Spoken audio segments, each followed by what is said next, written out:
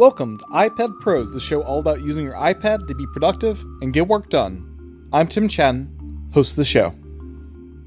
They knew what writers needed, and they wanted to give them all their tools, but they wanted it to be graceful.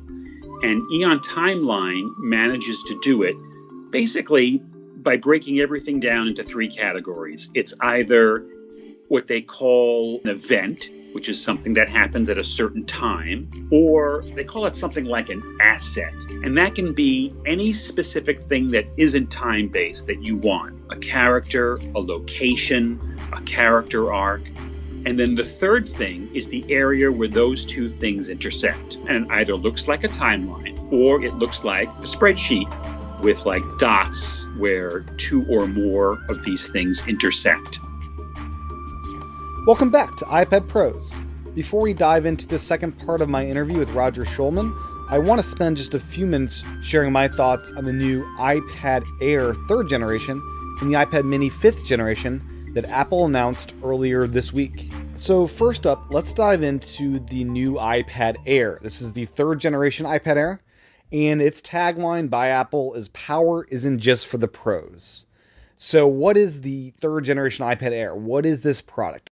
Well, it now has a 10.5-inch screen, just like the old iPad Pro that was available prior to this announcement.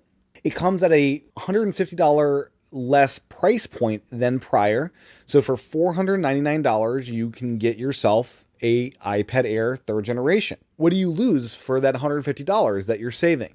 Well, the two big things you're losing are ProMotion support and 2 speakers instead of 4. But you do get a better processor. Instead of the A10X Fusion, you get an A12 Bionic with Neural Engine.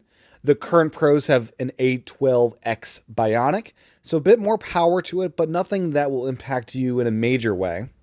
This iPad does have Apple Pencil support, 1st generation, and True Tone support, but as I mentioned, no ProMotion. It also has the standard smart connector, letting you use the 10.5-inch smart keyboard originally released for that iPad Pro. And the charging stand from Logitech that I'm such a huge fan of will work with this iPad. The camera is a bit of a downgrade. Rather than the 12-megapixel back camera, you get an 8-megapixel camera. The new iPad comes with Bluetooth 5 rather than 4.2, which will have some applications going forward. It's available in 64 gigabytes or 256 gigabyte configurations. To get that storage upgrade, that'll cost you $150, bringing you up to the cost of the old Pro. Color-wise, they do offer it in gold, which is the same gold found on the aluminum Series 3 or Series 4 Apple Watch, which is a bit pinker than the previous iPad Pros in gold. Overall, I'm really impressed with this product offering, and an iPad that I would recommend for most people. It has the right balance of features for price, and believe most people could get their work done on this model. The 10.5-inch iPad Pro is a great machine, and this will be no different. The biggest loss for me is ProMotion, but if you've never had ProMotion, you won't know what you're missing. I really do think ProMotion is a great feature, especially for pencil support.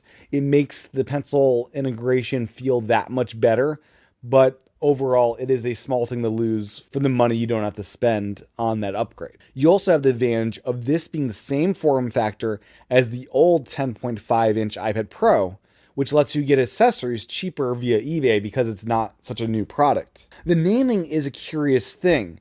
The Air name to Apple now really means this is the standard model most people should get.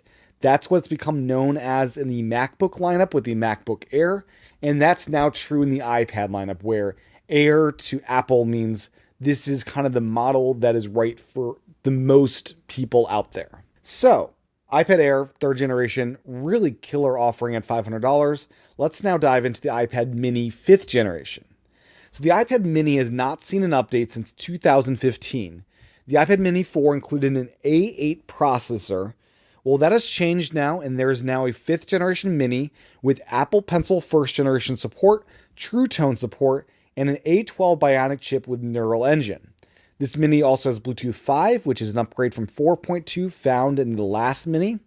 There is no smart connector, sadly, but this is still a big upgrade. It's got a modern processor, True Tone support, and Apple Pencil support. The Mini still isn't a budget product for Apple, and it retains its price point at $399 for 64 gigabytes or $549 for 256 gigabytes. The Mini really is an interesting product. It can be your little digital notebook now that it has Apple Pencil support. I see that being a really compelling use case, and it'll be a really great little ebook reader thanks to True Tone support, which is something that I really want on every screen, and it's great that it's there. If there ever was a good sale for the new Mini, I'd consider getting one for these use cases. Form factor wise, the 10.5 inch with smart keyboard seems to be the better travel device if you need a keyboard. So you won't need to travel along with a separate Bluetooth keyboard or something really small that might be not as comfortable to type with.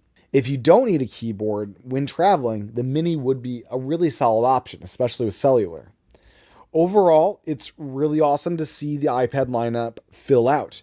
You can now get a base configuration iPad at a wide price range: $329, $399, $499, $799, and $999. And as I mentioned earlier, the Air naming is just Apple's way of saying $499 is the kind of model that I believe Apple believes most people would find the best balance of price versus features. A final note is that I believe most people could get their work done on the new iPad Air 3rd generation. It is a great iPad that has most of the features you will really want to have it be your primary computer. If the screen size is big enough, and I think for most people it would be, I think the features are there, and it doesn't have all the little niceties like ProMotion, but for most people that are looking to an iPad at a reasonable price point of $499, this is a great option. So I would recommend this to many people looking to get into the iPad to get work done. Another final note that I just saw after recording is that both the new Mini and Air support the Logitech Crayon, which is a really nice addition for these iPads. The Crayon not working with the new iPad Pros, the 3rd generation, seemed really odd to me, and its inclusion here is great in making the value proposition even more compelling for these new iPads. So just another thing to note in considering where's the value in this new iPad. I really do think this iPad Air is the iPad most people should be looking at and considering to get.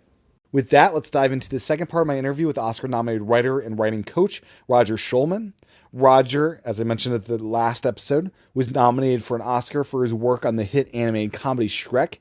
He's also written a number of sequels for Disney, including The Fox and the Hound 2 and Mulan 2, and he co-created, wrote, and produced the sitcom Jonas. Roger, I mentioned, is a writing coach. You can find more info about that over at thewritercoach.com. In this part of the interview, we dive into some of his favorite apps, including a few apps I didn't know much about before speaking with him. As a reminder, you can support the podcast at patreon.com/iPadPros or by leaving a review in the Apple Podcast app. If you haven't done either, please consider helping out in either or both ways. I would really, really appreciate it. Without further ado, here's the conclusion to my interview with Roger Schulman. Enjoy. I want to dive into some of the apps that you point out to me in our email correspondence that you use. Some of these I had never heard of, that as I was looking through the App Store reviews were just, I couldn't believe I hadn't heard of them. The first one I want to talk about is Aeon Timeline. What is this and how do you use it? Aeon Timeline is a fascinating app that is unique, I believe, in that it takes a timeline approach to creativity. Generally, timeline software just allows you to create, like an attractive list of events. Mm-hmm. You've seen that stuff. Yeah. If you need to make a timeline, you get a timeline program and you make your timeline. That's not what this is about. This is a creative tool. It can do that, but it's primarily for writers. It lets you create a map of the inner world of your project. So if you're writing a novel or a series of novels, you can chart all the events in them, all the characters, all the plot arcs, all of the relationships between the characters. And then you can look at it as you would a timeline, which is to say chronologically, or you can use this other view, which is called a relationship map, which is more like a spreadsheet. And you can see the intersection of your characters and your events and your arcs. and there'll be little dots where these things overlap. If you want to keep track of things like, well, how many scenes is that character in, and how come I haven't seen him for a while? Or, if this guy wants thing A and this woman wants thing B, they should really do that a lot earlier in the story, because I can see looking at this thing, we don't even get to that until midway. So it gives you a new view into your work. It's really great for complicated projects. Like, I'm working on a screenplay right now about a very big scientific discovery. It's based on a true story, so it's an actual scientific discovery. So it's important to get all the details right. How many scientists were involved? When did they work together? When did they not work together? When did the government get involved, and who there? It would be hard to keep track of all of it just working with something like Final Draft. You couldn't do it. Evernote, you could get it all down, but you couldn't structure it. Aeon Timeline is very nice for a job like that. It has a very beautiful Mac OS version, and it has a very, pared down but graceful iOS version, makes very good use of touch. It's very pretty, and it gives you like what I might call the 10,000 foot view of what you're doing. I can imagine like them doing Game of Thrones and relying on something like this. Yeah. You have to say like, well, wait a minute, what happened all the way back then to the dragon? And it'd be great for like putting together the Bible for a TV series or something like that. Now, that sounds super complicated, but the interface, how do they do this in a way that's not confusing to most people? There's a little bit of a learning curve, but they really thought about it. In the same way that Scrivener's people did. They knew what writers needed, and they wanted to give them all their tools, but they wanted it to be graceful. And Aeon Timeline manages to do it basically by breaking everything down into three categories. It's either what they call an event, which is something that happens at a certain time, naturally, or they call it something like I don't remember what technical term they use. They use something like asset. It's a word like that. And that can be any specific thing that isn't time-based that you want. A character, a location, a character arc. And then the third thing is the area where those two things intersect. And that's the main part of the program. And it either looks like a timeline, or it looks like I said earlier, it looks like a spreadsheet with like dots where two or more of these things intersect. So while you can tap on something or click on something and get a pop-up menu that lets you put in all kinds of detail, once those pop-ups are closed, you have a pretty lovely looking chart that packs a lot of sort of pattern information into it. If you feel it's something you need, you sit down with it, you focus on it for like an hour, and then you're in the deep end of the pool and you're fine. Yeah. It's not Photoshop. It doesn't go on forever. You know, it's a new kind of way of thinking and a new kind of software that you get to know in a relatively short amount of time. And then you either like it or you don't. And a feature they added to it a couple of years ago, which is really smart of them, is it integrates with Scrivener. Oh, very handy. Yeah. So if you've done all your work in Timeline and you say, okay, I got a lot of detail in here now, I don't want to have to be flipping back and forth all the time. You can actually import it into Scrivener, which takes it in and converts it into an outline. And then you've got all of that extra information inside the same file. And they're always trying to improve it. It's not expensive. My hats are off to people like that who you can tell they put their heart into this thing. It's a real jewel. Yeah.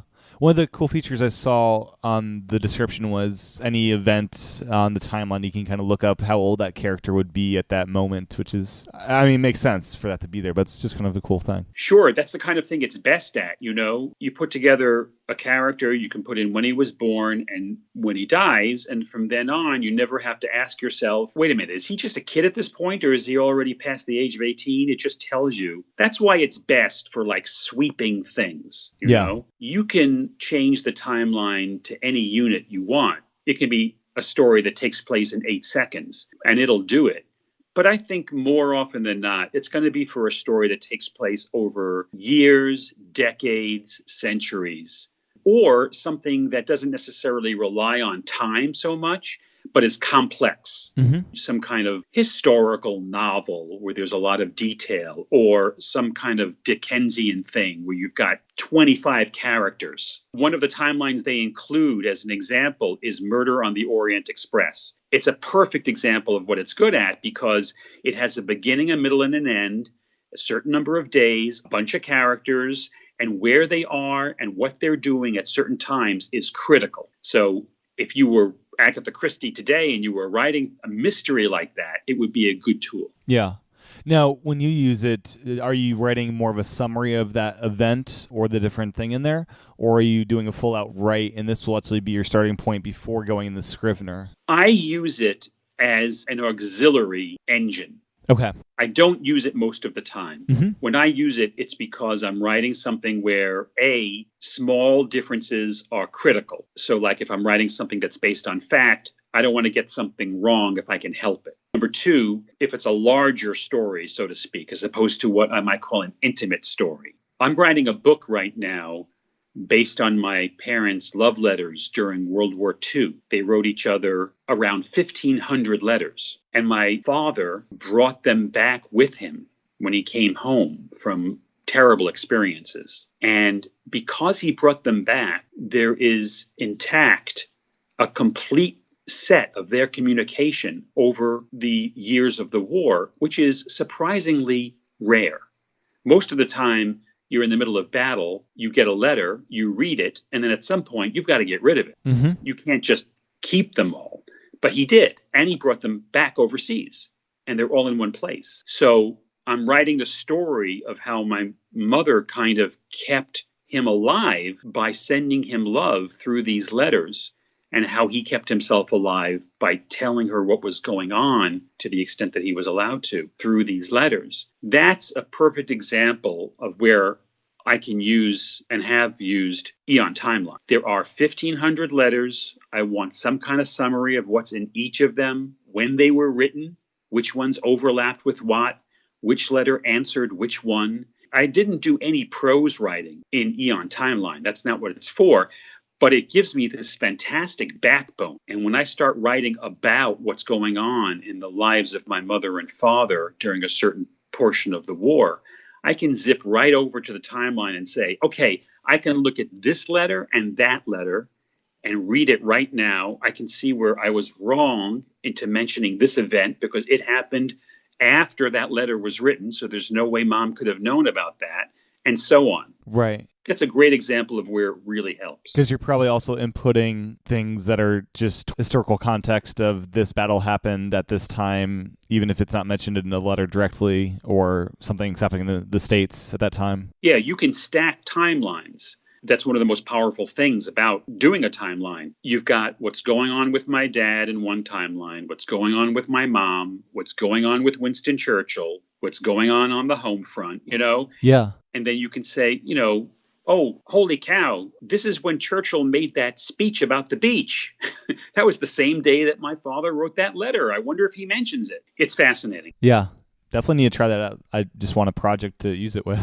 It's always the problem with great software. It's like, do I have a project I can use that with? Yeah. OmniOutliner is mentioned in your list. Do you have special templates you use with this? I use OmniOutliner less nowadays. When I use it, it's because I love outlines and I have the need to create a really solid outline.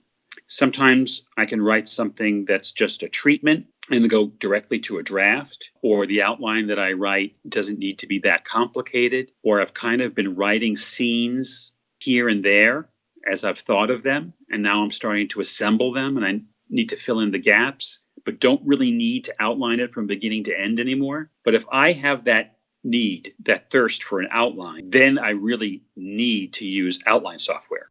So that's what I use it for. In terms of the templates, I created my own OmniOutliner template for writing features. And if I'm going to do a really detailed movie outline, I'll use that. Okay. If not that, then I kind of pick almost at random an outline template to use because they have such interesting ones, like this thing called Solarized. Are you familiar with that? I think so. It's been a bit since I've used the software. They are outlines that are done in various odd colors that are supposed to be sort of stimulating yet relaxing to the eye. Yeah. It's weird when you first see it. It's Right. like different shades of yellow and pink. You'd never pick that No, for yourself. But never. supposedly, according to some science somewhere, this is a very productive set of colors.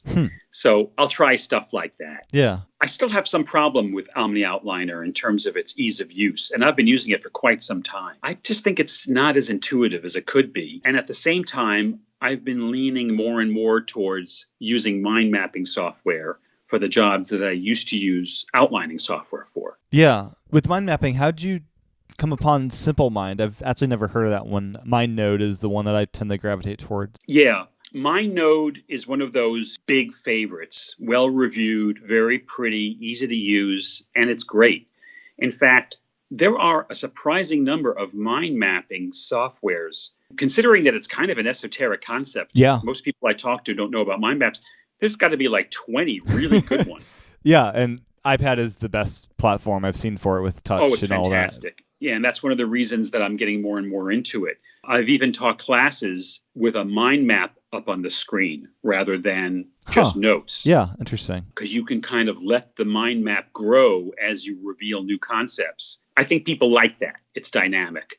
So MindNode, like I said, that was sort of like the go-to choice. But I like a really strong interface between mind mapping and outlining. I mean, obviously, I just talked about it. SimpleMind has a relatively robust outliner built in. So you can look at the mind map and look at the outline version of the same data at the same time. You can export and import in OPML, which is the underpinning of most outlining languages. Yep. I just felt overall it was more powerful than MindNode, although it took a little bit more to learn it. I don't know about MindNode, but it has a very good Mac OS version and a very good iPad version, and they're 100% compatible. Yeah. The mind maps work the same way. They look the same. They're even at the same zoom level when you open them up on different platforms. And then there's that sort of other factor, which I can't always put my finger on for you, but you look at the website and you read what they write, and you get the feeling that there's just somebody behind it who cares. Mm-hmm. Like it's a small company and they're working hard to make it better. And if you write them, they get right back to you. And I like that about it also. But it's by no means my only mind map pick. It's worked very well for me. MindNode is really good too. Yeah. I found it just by wasting time. How else do you find these Right, things? yeah. You avoid getting work done and look up 40 different mind mapping patterns. Absolutely. I need a new tool. So OmniGroup also makes OmniGraffle. Is that a tool you've used with different like custom stencils for different projects, or how do you actually use that? I'd love to get to know OmniGraffle better because I love graphic design, but I've really only used it for a couple of projects, and the built-in templates and stencils are way more than enough for me. I created my own day planner because I couldn't find one that did all the things I wanted it to do. And as an exercise, I thought it would really be fun to create my own page designs. So I created it. I thought in the back of my mind, hey, if this works for me, maybe one day I can sell it or something. And I used OmniGraffle for that. I think it's actually better on the iPad than it is on the Mac, maybe. Yeah. Does that day planner, do you send a digital copy to GoodNotes, or is that something you're printing out on paper and that is something physical that you interact with on a day-to-day basis? I printed it out on paper until I found out about GoodNotes. And then when I was looking for places online to maybe sell a digital version or maybe even give it away on my website, I came across all of these templates that people have specifically designed for GoodNotes. It's a mini market. It's a subgenre. Most of them look like digital versions of those scrapbooks that people love nowadays, where you can have a digital sticker that says "You Go Girl" and put it on Monday. Yeah. That kind of stuff, all that fun, ribbony, poodly, motivational stuff. It's the complete opposite of what I designed, but people are selling them. I think it's fascinating.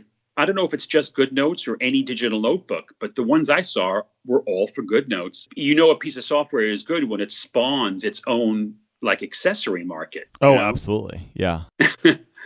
Drag and drop was added not terribly long ago. You use Gladys to store different things. How do you, in general, use drag and drop on your iPad, and what goes into Gladys? I use drag and drop whenever I can. It's that same satisfying feeling that I get whenever I'm scrolling on the iPad by using my finger. I just love touching it. If I can drag something on a split screen from one app to another, it just feels to me like I'm more positive it's happening than if I were to do it with a command or something. Yeah. I know that in the old days, commands were much more efficient. Using a mouse is not as efficient as a keyboard shortcut, but there are a lot of times I like to use a mouse. It just makes me feel like I'm doing heavy lifting. I don't know. I guess I'm just spatially oriented.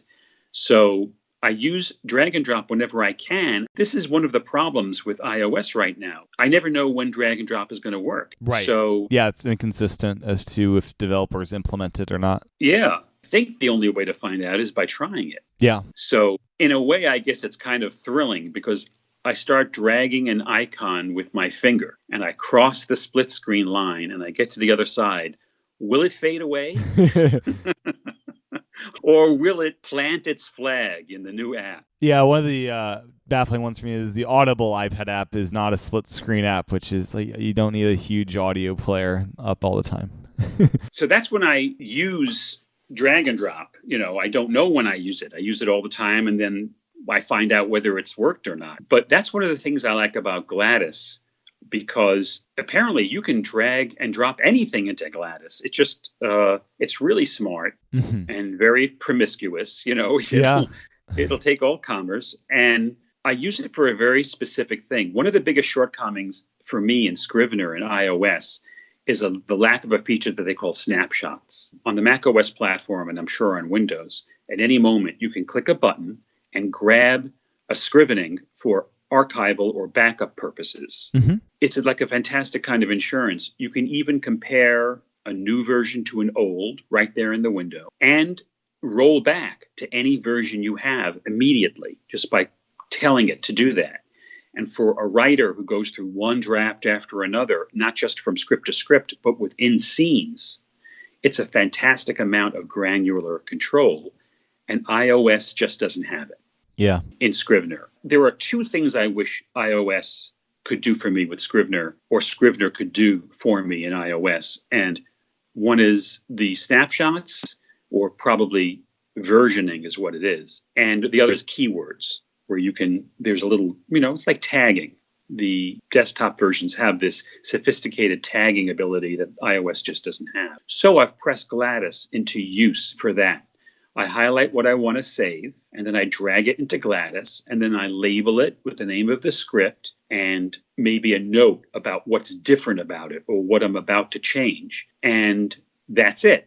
It's kind of a jerry-rig. It's a real kludge, but it gives me 80% of the feature of versioning without my having to somehow build my own program or wait for Scrivener to get around to adding that feature, if even they can do that. Yeah. And does Gladys have folders where you're able to organize that a bit, or? Yeah, they would probably call it more modern than that, because folders are, so 2014. Yeah. Gladys just uses notes and tags. Okay. And then you can just touch a little icon and pick one or more of the tags you want to look at, like in Evernote or probably OmniFocus. And then it'll just show you a subset of the things you've got stored. So when I'm working, if I'm working on a script called Black and White, then I'll just touch the icon in Gladys and say, I just want to see the black and white snapshots, and it'll give me 18 of those.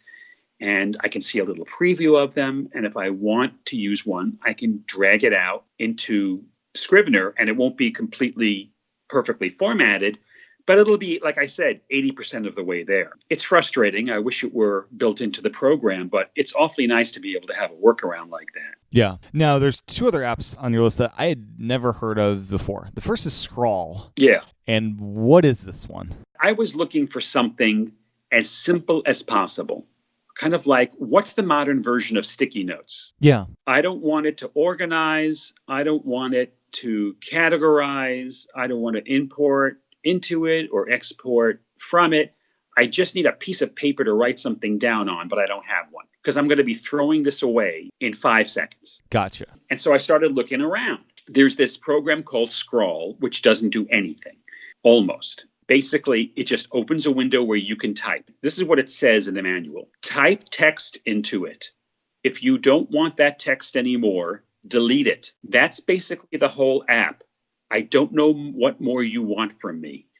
There's only one scroll at a time. You can't have multiple scrolls. No, it's just a window that you can type into. That's great. It opens in a nanosecond, and the cursor is red, so you know you're in Scrawl. And it's just for that place where you don't want to even think about whether it's storing it or where it lives or what it is. They could have called it scrap or garbage. That's why they call it Scrawl. And it's free, and it does exactly what it's supposed to do. Almost nothing. Yeah, But that's great. That's what Scrawl is. What was the other one? WordBoard. This is a third-party keyboard. I use Grammarly as my only third-party keyboard, and this one looks rather cool. I've been trying to get a text expander for iOS to work for me for ages. Yeah, me too. I haven't made the connection with that app for whatever reason. I used text expander forever on my Mac. It so happens it got replaced by LaunchBar because a relatively recent version of LaunchBar incorporated snippets. So I no longer needed a separate app to do that. It remembers snippets of text. Mm-hmm. But there is no launch bar for the iPad, of course. It doesn't work that way. And I've tried Text Expander for iOS, and I don't get it. I think it's maybe a limitation of the operating system, but it has to be a keyboard, and there's a subscription, and it's just not intuitive to me. Yeah. But I still really, really want a way to store snippets of text for reuse. And WordBoard is what I found that comes the closest to what I want. It's a board that temporarily replaces your virtual keyboard with a bunch of snippets that can contain anything you want, and you can label any way you want. You can label it with what's in it, or you can give it its own name, or you can change the color of it, or an icon. The good thing about it is that when you use an external keyboard with your iPad, you can continue typing on your external keyboard while looking at the WordBoard on screen and use both. What I can't stand about alternate keyboards in iOS is that you can only see one at a time. Right. And if you're looking at something like WordBoard, it's perfect for putting that snippet of text in, but then you've got to switch back so you can keep writing. Yeah. I don't have to do that in this case. I've got the keyboard, I've got the iPad, half the iPad is the WordBoard, and the top half is what I'm working on. And this, by the way, is not for my creative work. Almost any software I use for my screenwriting or my prose writing will have some kind of built-in memory for character names and things like that. This is for business letters and financial communication and household chores. Mm-hmm. Because how many times you need to put in your cell phone number or your email address or a boilerplate paragraph that says, "Thanks for your email. I will get back to you as soon as I can." Right. That's what you have on your WordBoard. It's the difference between taking 3 minutes to write an email or 35 seconds, which really adds up. And is it just a single board, or are you able to scroll between different boards for different purposes? That's a great question. I have no idea because the one board can hold so many snippets that I haven't gotten past that. Okay. I could see how some keymaster might be able to just use dozens of different snippets depending upon what their work is, if they're a clerical worker or a coder or something. Yeah. But basically, if I have boilerplate paragraphs, my contact information, a few phrases I like to use, you're talking about 20 or 30 snippets, and one board can hold that easily, especially if you abbreviate the title. It doesn't have to be everything that's in it. Like, for example, "Thank you for your email" is, for me, TYE. Mm-hmm. So it just takes up 3 characters with a little square around it, and I touch it, and it says, "Thanks very much for your email." And there's plenty of room for that kind of stuff. Yeah, definitely. Now, one thing I just want to ask quickly, Airmail. Why Airmail versus the other clients out there? Well, I read a lot of reviews. It's another good way to waste time.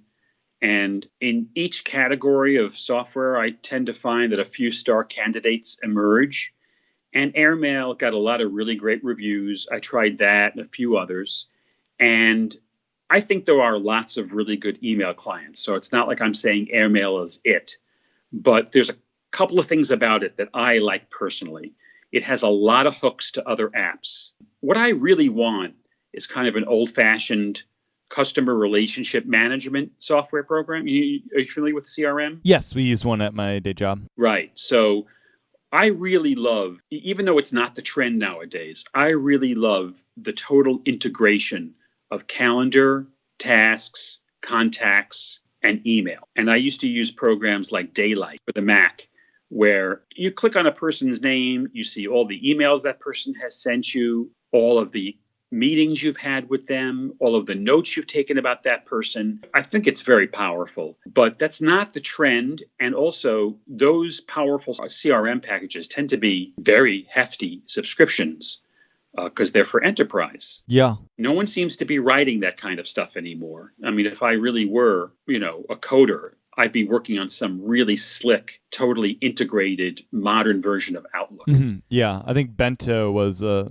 similar app that got discontinued. Yes, you just fired up a cell in my brain that hasn't been touched in years. Yep. I remember Bento. Yeah, in a way, it's almost like a database. What I like about Airmail is that it has a lot of hooks to other apps, and I, in a way, have my own integrated package by having it hooked to Things, which is what I use for tasks, and Evernote. Between the three of those, it's almost like it's one, piece of software. Yeah. And the other thing is Airmail has a great snooze feature, which I really love. And in fact, I've been using a separate online service called Follow Up Then. Mm-hmm. Basically, the idea, as you probably know, is if this person doesn't respond to this email in X number of days, the email will pop up in my box again, reminding me that I haven't heard back. Yeah, super handy. Super handy. Exactly. The snooze feature in Airmail is a little undependable, which is almost the same as totally broken, because yeah, if you can't trust it. If I can't rely on it 100% of the time, I almost don't want to go near it. Yep. So what I'm doing nowadays is kind of relying on both.